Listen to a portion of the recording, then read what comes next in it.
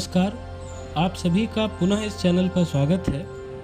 पिछले माह की तरह ही इस बार भी हम रामकृष्ण मिशन आश्रम रायपुर छत्तीसगढ़ द्वारा प्रकाशित एक मासिक पत्रिका जो कि विवेक ज्योति नाम से आती है, उसके अगस्त 2025 की प्रति से स्वामी विवेकानंद का जो विचार दिया होता है हर माह की भांति, उसको पढ़ने जा रहे हैं। इस माह जो एक विषय है जिस पर स्वामी जी के अलग अलग जगहों पर दिए गए भाषणों इत्यादि से विचार लिए गए हैं, एक जगह उन्हें इकट्ठा किया गया है, कंपाइल किया गया है, उसे मैं पढ़ने जा रहा हूँ।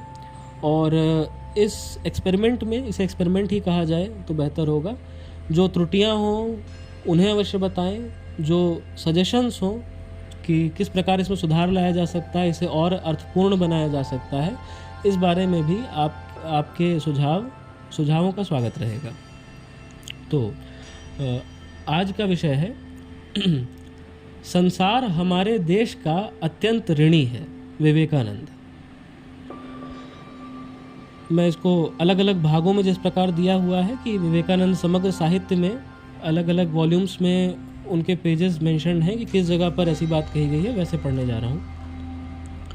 तो पहला है, संसार हमारे देश का अत्यंत ऋणी है। यदि भिन्न भिन्न देशों की पारस्परिक तुलना की जाए तो मालूम होगा कि सारा संसार सहिष्णु एवं निरीह भारत का जितना ऋणी है उतना और किसी देश का नहीं। 5वां वॉल्यूम, पेज नंबर 5। प्रत्येक जाति का भी उसी तरह किसी न किसी तरफ विशेष झुकाव हुआ करता है, मानो प्रत्येक जाति का एक एक विशेष जीवनोद्देश्य हुआ करता है। हर एक जाति को समस्त मानव जाति के जीवन को सर्वांग संपूर्ण बनाने के लिए किसी व्रत विशेष का पालन करना होता है। अपने व्रत विशेष को पूर्णतः संपन्न करने के लिए मानो हर एक जाति को उसका उद्यापन करना ही पड़ेगा। राजनीतिक श्रेष्ठता या सामरिक शक्ति प्राप्त करना किसी काल में हमारी जाति का जीवनोद्देश्य न कभी रहा है, न इस समय ही है, और यह भी याद रखो कि न तो वह कभी आगे ही होगा। हाँ, हमारा दूसरा ही जातीय जीवनोद्देश्य रहा है। वह यह है कि समग्र जाति की आध्यात्मिक शक्ति को मानो किसी डायनेमो में संग्रहित, संरक्षित और नियोजित किया गया हो, और कभी मौका आने पर वह संचित शक्ति सारी पृथ्वी को एक जल प्लावन में बहा देगी। 5वां वॉल्यूम, 8वां-9वां पेज। समस्त मानवीय प्रगति में शांति प्रिय हिंदू जाति का कुछ अपना योगदान भी है, और आध्यात्मिक आलोक ही भारत का वह दान है। 5वां अध्याय, 9वां पेज। धार्मिक अन्वेषणों द्वारा हमें इस सत्य का पता चलता है कि उत्तम आचरण शास्त्र से युक्त कोई भी ऐसा देश नहीं है जिसने उसका कुछ न कुछ अंश हमसे न लिया हो, तथा कोई भी ऐसा धर्म नहीं है जिसमें आत्मा के अमृतत्व का ज्ञान विद्यमान है और उसने भी प्रत्यक्ष या परोक्ष रूप से वह हमसे ही ग्रहण नहीं किया है।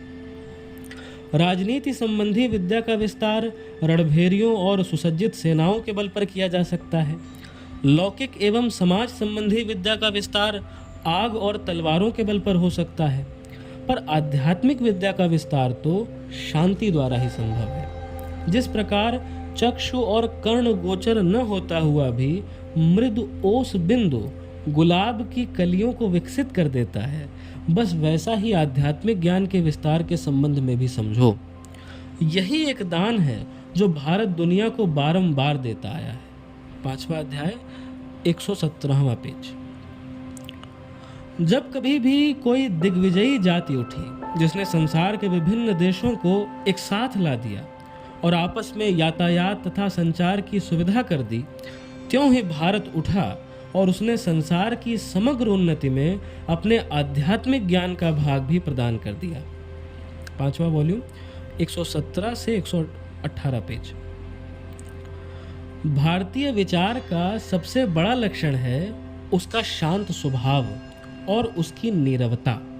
जो प्रभूत शक्ति इसके पीछे है उसका प्रकाश जबरदस्ती से नहीं होता।